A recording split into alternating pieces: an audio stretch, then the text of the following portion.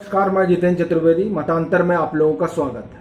अभिषेक मनु सिंघवी या मैं ये कहूं कि कांग्रेस ने जिस तरीके का तेवर दिखाया है सैयद अली शाह गिलानी को लेकर, अगर यही तेवर उन्होंने तब दिखाया होता जब वो सरकार में थे या जब उनके समर्थन से सरकारें बनी हुई थी, तो वादी में न अलगाववाद होता और न आतंकवाद का तांडव होता।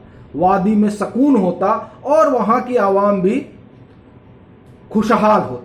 लेकिन नहीं, जो तेवर कल कांग्रेस ने दिखाया सैयद अली शाह गिलानी की मौत के बाद, पाकिस्तान में तो मातम का आलम है, ये आपको पता ही है। उस मातम के आलम में जो ट्वीट किया वहां के आला मंत्री ने, उस पर अभिषेक मनु सिंघवी ने जवाब दिया कि ऐसा लगता है कि मानो आपकी खुफिया एजेंसी का एक प्रतिनिधि हिंदुस्तान में था जो अब नहीं रहा। तो ये मानो नहीं, अगर यही बात कांग्रेस सरकार ने और कांग्रेस समर्थित सरकार ने पहले मानी होती तो स्थिति कुछ और होती। लेकिन नहीं, पहले तो इस बात को ये लोग मानने और जानने के लिए तैयार नहीं थे। मैं आपको बताता हूं कि 1996 में 96-97 में जब आई.के. गुजराल की सरकार थी, तो उस सरकार में आप ये देखिए कि किस तरीके से इन लोगों को प्रश्रय दिया गया, और इसकी रिपोर्ट है। प्रश्रय का मतलब देखिए, आपको पता होगा कि हर बार ये होता है कि नहीं, जब आप कश्मीर की बात करेंगे तो आप अलगाववादियों से बात करिए। इसकी सबसे बड़ी पैरोकार जो है हमेशा से कांग्रेस रही है। क्यों? ये बड़े डेमोक्रेटिक हैं और बड़े ही डेमोक्रेटिक उसमें प्रक्रिया में, प्रोसेस में ये लोग भरोसा रखते हैं। लेकिन जब उस डेमोक्रेटिक प्रक्रिया में भरोसा रखते हैं तो उसमें संभवतः कई चीजें ये लोग भूल जाते हैं। अगर ऐसा नहीं होता तो जब एनआईए अपना डोजियर में कहता है कि इनको गिरफ्तार करना बहुत जरूरी है, तब ये लोग पल्ला झाड़ लेते हैं। और एनआईए को किसी और ने नहीं, यूपीए ने बनाया था, नेशनल इन्वेस्टिगेटिव एजेंसी।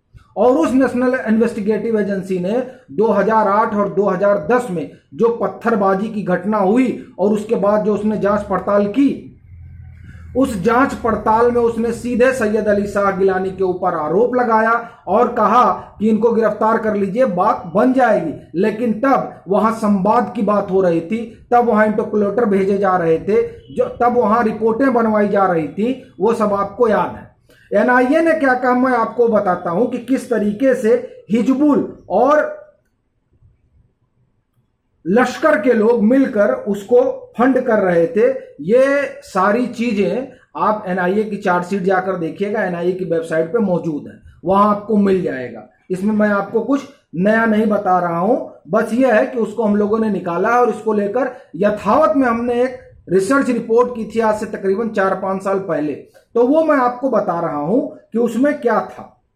तो जब उन्होंने जो चार्जशीट की, तो उस चार्जशीट में क्या लिखा उन्होंने कि 2007 से 2011 तक करोड़ों रुपए कश्मीर भेजे गए। वह पैसा पाकिस्तान ने भेजा जो हिजबुल मुजाहिदीन और अलगाववादियों तक पहुंचाना था। मकसद एक था कि वादी को जलाना है।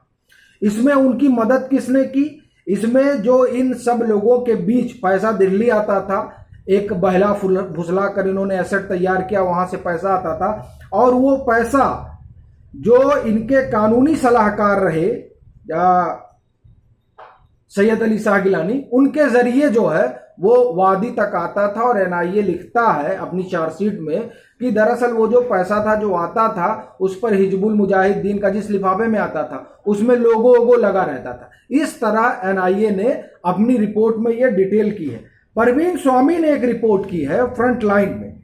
ये रिपोर्ट है, हमको लगता है जब आई.के. गुजराल की सरकार थी उस समय की ये रिपोर्ट है। उस रिपोर्ट में जो वो लिखते हैं वो आप सुनिए और उससे आपको समझ में आएगा कि जो बयान कांग्रेस ने दिया, या आप कहिए जो ट्वीट अभिषेक मनु सिंघवी ने किया, अगर वही रवैया कांग्रेस कर रहा होता तो वादी की स्थिति कुछ और होती। लेकिन इनके रवैये को आप इस तरह से, एक तो हमने एनआईए का आपको उदाहरण दिया जो उसने अपनी चार्जशीट में लिखा, लेकिन उस चार्जशीट के अनुसार कुछ हुआ नहीं और संवाद पर बात होती रही और दिलीप पडगांवकर की कमेटी बन गई, वो गए वहां बातचीत, और बातचीत का सिलसिला चलता रहा। और अभी भी अभी भी जब एनडीए की सरकार में पत्थरबाजी हुई तब भी कांग्रेस इस बात की पैरोकार थी कि अलगाववादियों से बात की जानी चाहिए। आपको पता होगा कि यशवंत सिन्हा और तमाम जो बड़े नेता हैं वो लोग गए थे और वहां उन लोगों ने तमाम इस तरह के धड़े से बातचीत की।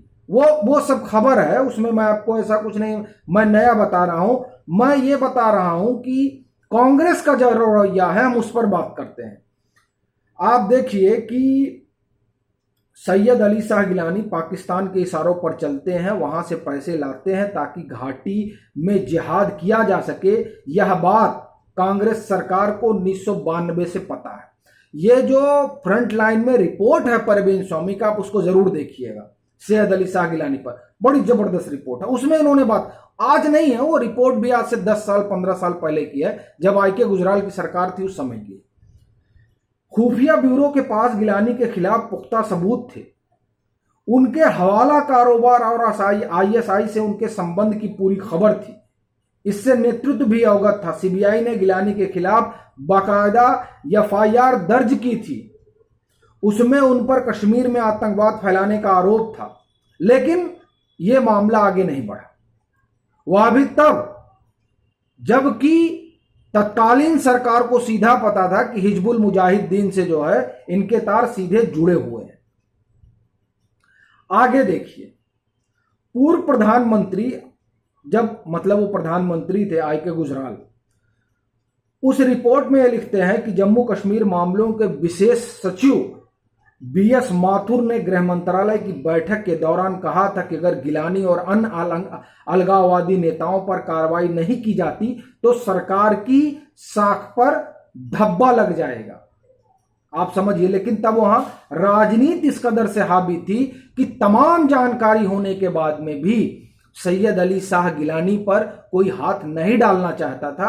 अब आप उसे तुष्टीकरण की राजनीति कहिए या कांग्रेस इस फिराक में थी कि हुर्रियत के गले पर कंधे पर बंदूक रखकर वो वहां पर जो अपोजिशन है, चाहे पीडीपी हो और चाहे एनसीपी हो, खासकर एनसी हो, नेशनल कॉन्फ्रेंस फारूक अब्दुल्ला वाली, तो इन लोगों को वहां साइडलाइन करके और एक अपने लिए एक राजनीतिक जमीन बनाई जाए। क्योंकि आप देखिए कि अगर आप कांग्रेस का एक इतिहास देखिएगा तो कांग्रेस के इतिहास में इस बात का हमेशा दावा किया जाता है कि वो अपने राजनीतिक हितलाभ के लिए उन्होंने कई जगह ऐसी चीजों को प्रश्रय दिया जो बाद में उनके लिए खतरा बनी। और देश और समाज की बात तो हम करते ही हैं और जानते ही हैं। तो ये एक जो है उस जो रिपोर्ट है उसमें इस बात का आप बताइए कि बीएस माथुर ये कह रहे हैं कि इनको पकड़ना पड़ेगा, लेकिन नहीं पकड़ा जा रहा। फिर आप देखिए, कांग्रेस की राजनीति में दखल बढ़ाने के लिए, कश्मीर में दखल बढ़ाने के लिए हुर्रियत के कुछ बड़े नेताओं के साथ गठजोड़ करना चाहती थी कांग्रेस। इस बात को पूर्व प्रधानमंत्री इंदिरा कुमार गुजराल ने आगे बढ़ाया था। उन्होंने श्रीनगर में बतौर प्रधानमंत्री कहा था कि कुछ लोग नहीं चाहते कि उनके पुराने मित्रों के खिलाफ हवाला रैकेट के मामले में कोई कार्रवाई की जाए। अब आप देखिए, ये रिपोर्ट है पूरी, उसमें अपना कुछ भी नहीं, ये पूरी रिपोर्ट है। अब आप सोचिए कि जो कल अभिषेक मनु सिंघवी ने ट्वीट किया और वो कांग्रेस के बड़े नेता हैं, अगर वो रवैया पहले अपनाया गया होता तो स्थिति कुछ और होती।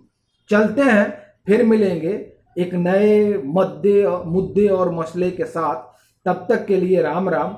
आप लोगों से ये कहूंगा कि आप मतांतर को सब्सक्राइब करें, लाइक करें और वीडियो को शेयर करें। नमस्कार।